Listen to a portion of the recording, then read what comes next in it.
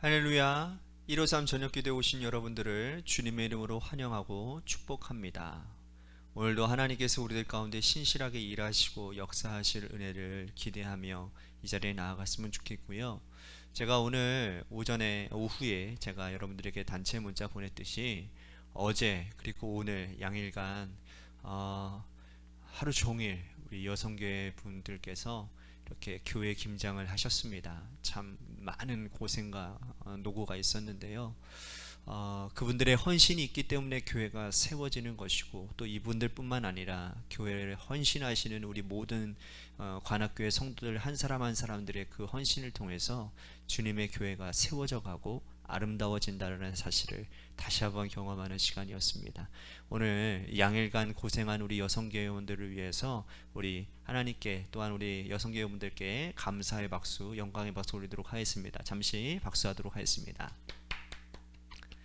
네, 하나님께서 그 헌신을 기뻐 받으신 줄로 믿습니다. 우리 같이 이 시간에 하나님 앞에 찬양하며 나아가기를 소원합니다. 오늘 이곳에 계신 성령님, 우리 가운데 하나님 말씀하시고 가르쳐 주셔서 그 주님의 가르침 가운데 우리들이 순종하며 나아가겠습니다. 찬양하도록 합니다. 오늘 이곳에 계신 성령님, 우리에게 말씀하시고 우리 가르치소서.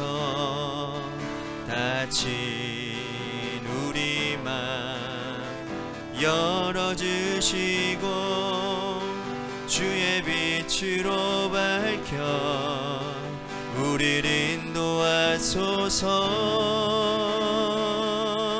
주님보다 앞서지 않고 겸손하게 주님의 말씀 기다리리. 주님 손에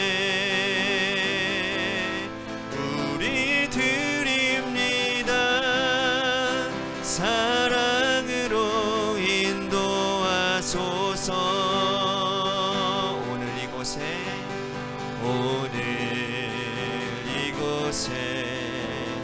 계신 성령님, 우리에게 말씀하시고 우릴 가르치소서. 다친 우리 맘 열어주시고 주의 빛으로 밝혀 우리를 인도하소서. 주님보다 앞서지 않고 겸손하게 주님의 말씀 기다리리. 주님 손에 우리 드립니다. 사랑으로 인도하소서.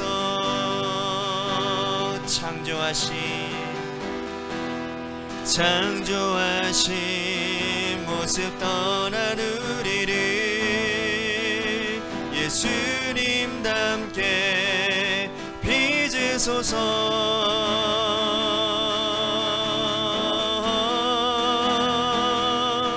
주님보다 앞서지 않고 겸손하게 주님의 말씀 기다리리. 주님 손에 우리 드립니다. 사랑으로 인도하소서. 주님보다 앞서지 않고 겸손하게 주님의 말씀 기다리리. 주님 손에 우리 드립니다. 사랑으로 인도하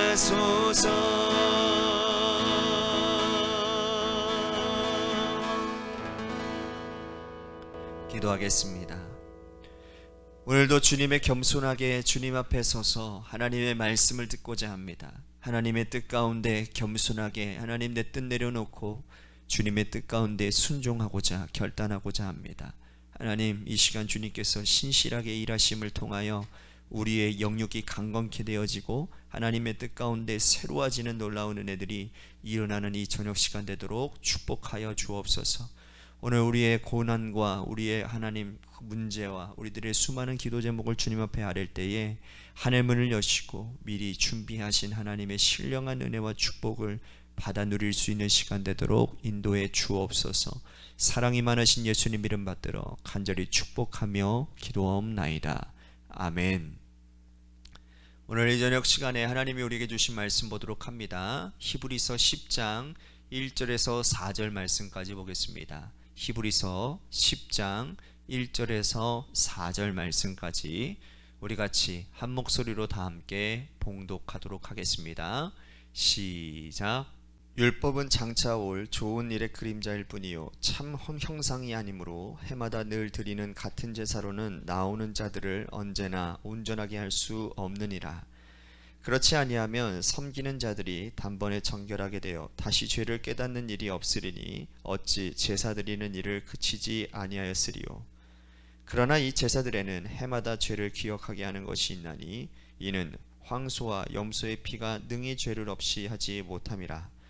그러므로 주께서 세상에 임하실 때 이르시되 하나님이 제사와 제물을 원하지 아니하시고 오직 나를 위하여 한 몸을 예비하셨도다.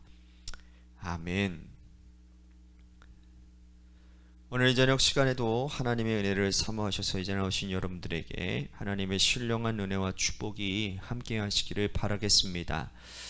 어느 한 인터넷 기사를 보니까요 60대를 대상으로 해서 한 설문조사가 있는데 이러한 질문을 했다고 합니다. 당신이 나이가 들어감에 있어서 느낄 때 언제입니까? 내가 나이가 들었다라는 것을 언제 느끼냐라는 거예요. 그 질문에 많은 사람들이 대답하기를 새로운 기계, 새로운 물건이 나왔음에도 불구하고 나는 손에 익은 옛날 물건을 놓지 못하고 여전히 그 물건을 사용하는 것이 편리한 때, 그때 내가 나이가 들었구나 라는 것이 느껴진다는 겁니다. 사람마다 저것이 차이가 있으나 나이가 들어감에 따라서 보수화되고 또 희귀 본능이 있어서 새로운 곳에 오히려 불편함을 느끼는 분들이 상당수가 있습니다. 이것은 죄는 아니고 잘못된 것도 아닙니다. 그렇다고 해서 권장할 것도 더더욱 아닙니다. 여러분, 물건 한두 가지를 쓰는 것은 과거에 사용하는 것을 쓰는 것이나 새로운 것을 쓰는 것이나 크게 중요하지 않을 수 있습니다. 그죠? 물건에 있어서는 그렇다는 거예요. 하지만 신앙생활이 만약 그렇다고 한다면 그거는 아주 심각한 문제가 아닐 수 없는 것입니다. 나이가 드는 것과 상관없이 우리의 믿음 생활은 매일같이 성장하고 성숙하고 하나님께서 기뻐하시는 믿음의 성장과 성숙은 내가 하나님 나라 가는 그날까지, 그 순간까지 계속 껍질을 깨고 벗고 매일같이 한 걸음 한 걸음씩 나아가야 하기 때문이라는 거예요. 과거에 종교개혁자들은요 로마 카톨릭에 대항하여서 교회를 세우고 또 그 교회의 전체적인 정체성을 개혁교회라고 불렀습니다. 개혁교회. 이 개혁교회라는 것은 개혁된 교회를 말하는 게 아니고요, 계속해서 개혁되어져 가는 교회를 말하는 겁니다. 개혁된 교회라고 한다면 여러분, 시간이 지나면 그 개혁된 교회도 정체가 되고 변질이 되고 하나님께서 기뻐하시지 않는 교회의 모습을 다시금 갖출 수밖에 없다라는 거죠.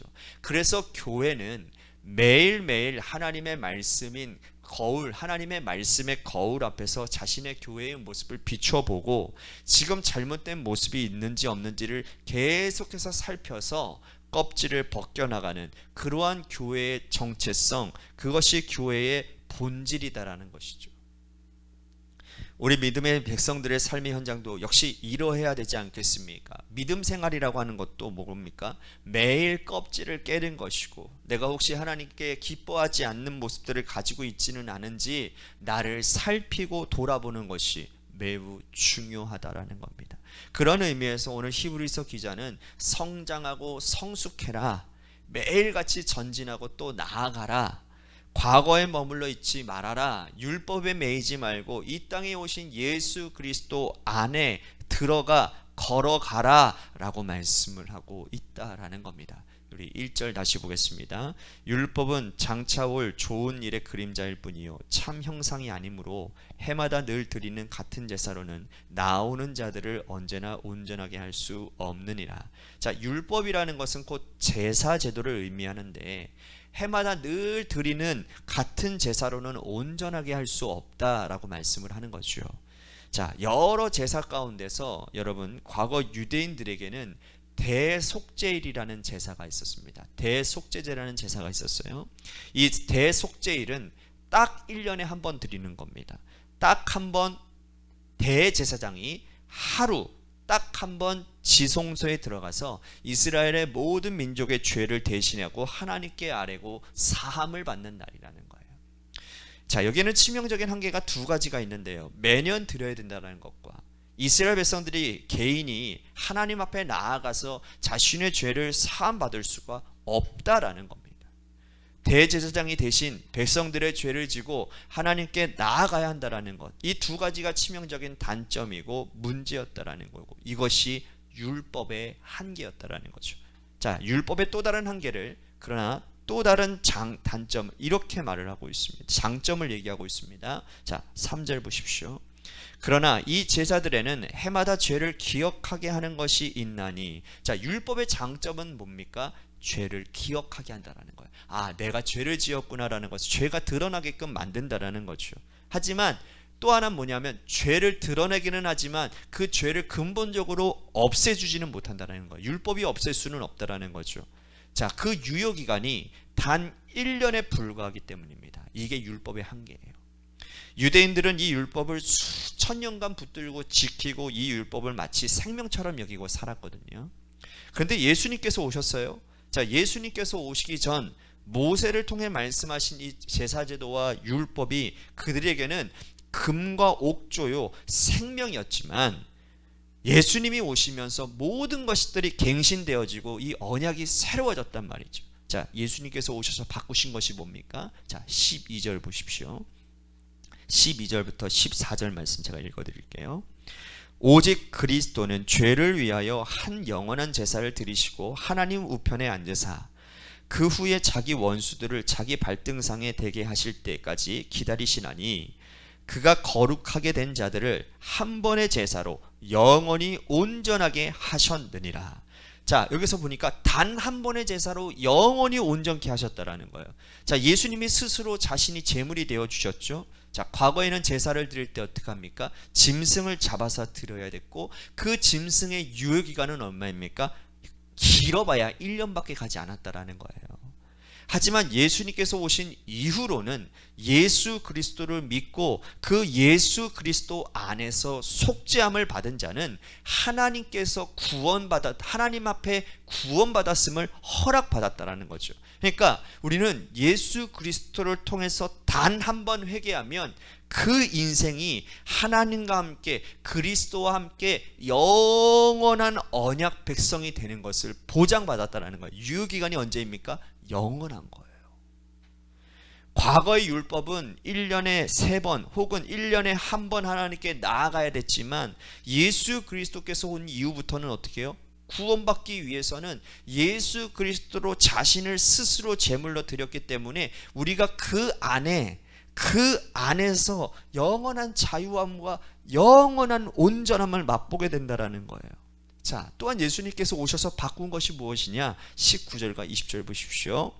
그러므로 형제들아 우리가 예수의 피를 힘입어 성소에 들어갈 담력을 얻었나니 그 길은 우리를 위하여 휘장 가운데로 열어놓으신 새로운 산길이요 휘장은 곧 그의 육체니라.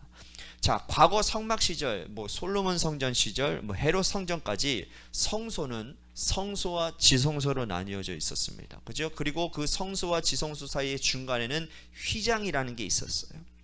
제사장들이라 하더라도요, 이 성소까지밖에 가지를 못하는 거예요. 들어가지 못하는 거예요. 이 지성소는 대제사장만 1년에 단 한 번 대속죄일에만 지성소에 들어갈 수가 있는 거예요. 하지만 예수님께서 십자가에 달려 돌아가심으로 인해서 그 돌아가심으로 인한 그날 이후로부터 성소와 지성소 사이의 휘장이 어떻게 됩니까? 위에서 아래로 찢어졌죠. 이것은 곧 휘장은 곧 그의 육체라고 말씀하셨기 때문에 예수님의 육체가 찢겨지시고 피 흘리신 이후로부터는 누구든지 담대하게 지성소 안으로 들어갈 수 있었다, 그 말이라는 거예요. 자, 지성소에는 뭐가 있죠? 언약궤가 있습니다. 언약궤는 뭐죠? 하나님의 말씀이에요. 우리 성도들이 예수 그리스도의 피의 공로를 힘입어 하나님 앞으로 담대하게 걸어 들어가고, 이전에는 대제사장을 통해서만 우리의 죄를 속죄받을 수 있었으나 이제는 예수님으로 말미암아 주님을 통해서 우리는 하나님께 직접 나아갈 수 있게 되었다, 그 말이라는 거예요. 이것이 예수님께서 우리들에게 오심으로 인한 우리들의 변화입니다.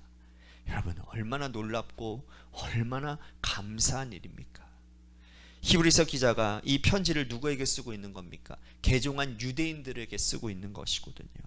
유대인들은 자신의 평생 동안 이 율법에 매여 있던 사람들이었습니다. 그들은 예수 그리스도를 받아들이고 교회의 일원이 되고 난 이후에도 여전히 과거에 천착하고 과거에 집착하는 사람들이 많았다라는 거예요.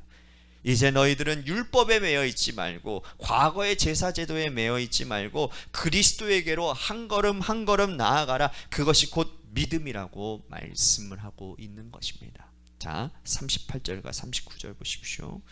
나의 의는 믿음으로 말미암아 살리라. 또한 뒤로 물러가면 내 마음이 그를 기뻐하지 아니하리라 하셨느니라. 우리는 뒤로 물러가 멸망할 자가 아니요 오직 영혼을 구원함으로 이르는 믿음을 가진 자니라. 우리 믿음이 뒤로 물러서지 말고 한 걸음 한 걸음 앞으로 나아가라고 지금 사도 바울이 격려하고 있습니다. 신앙생활 하시면서 우리는 어디에 머물러 있나요? 교회의 전통에 머물러 있습니까? 이 교회가 과거에는 이렇게 했는데, 과거에는 내가 이렇게 살았는데, 혹여나 그것에만 머물러 있지 않으십니까? 우리는 매일 나를 깨트리고 개혁하고 껍질을 깨고 벗고 한 걸음 한 걸음 그리스도의 십자가 앞으로 나아가는 믿음의 백성들이 되어야 되는 겁니다. 그것이 하나님이 기뻐하시는 것이고 하나님은 그것을 참 믿음이라고 인정해 주신다는 거죠. 마치 과거의 율법이라는 제사제도에 매여서 그것에 허우적거리고 예수님께서 오셨음에도 불구하고 새 언약의 말씀 되시는 예수님이 오셨음에도 불구하고 그리스도께 열어놓으신 새로운 산길의 휘장 안에 들어가지 아니하고 내가 정해놓은, 혹여라도 내가 머물기를 원하는, 앞으로 나아가지 못하는 그 영역 가운데 놓여져 있다면, 오늘 내가 어디에 매여져 있는지, 내가 보수화되어지고 희귀본능에 집착하고 천착하고 있는 것이 무엇인지를 오늘 기도하는 가운데 여러분들이 깨닫고 그것들을 좀 여러분들이 파하시고 그리스도 안에서 새로운 놀라운 축복과 새로운 놀라운 은혜를 경험하는 참 믿음 가운데 거하는 놀라운 은혜가 오늘 이 저녁 시간 가운데 기도하는 가운데 있어지기를 바라겠습니다. 또 한 가지 우리 같이 기도할 것은 주님의 교회를 위해서 기도합니다. 이제는 12월 달이 내일이면 12월입니다. 와, 2022년이 후딱 갔네요. 그죠? 정말 정신없이 간 것 같습니다. 정말 2022년은 저에게 있어서 참 많은 것들을 경험하게 했던 한 해인 것 같아요. 그래서 정말 특별한 한 해인 것 같고, 그래서 이 2022년 하나님 한 해를 잘 교회가 마무리하게 하시고 또 2023년을 바라보는 새로운 계획 가운데 성령의 기름 부으심과 은혜를 통하여 놀라운 하나님의 일들을 새롭게 해 나아갈 수 있는 그런 교회가 되게 해달라고 우리 같이 2022년과 2023년을 위한 교회를 위해서 기도하도록 합니다. 마지막으로 우리 육신의 질병을 갖고 계시는 우리 성도님들을 위해서 기도해 주시고 여러분들의 삶의 자리와 여러분들의 자녀들을 위해서 기도하시기를 바라겠습니다. 오늘 노래가 끝날 때까지 함께 기도하며 나아갔으면 좋겠습니다. 우리 같이 기도하겠습니다.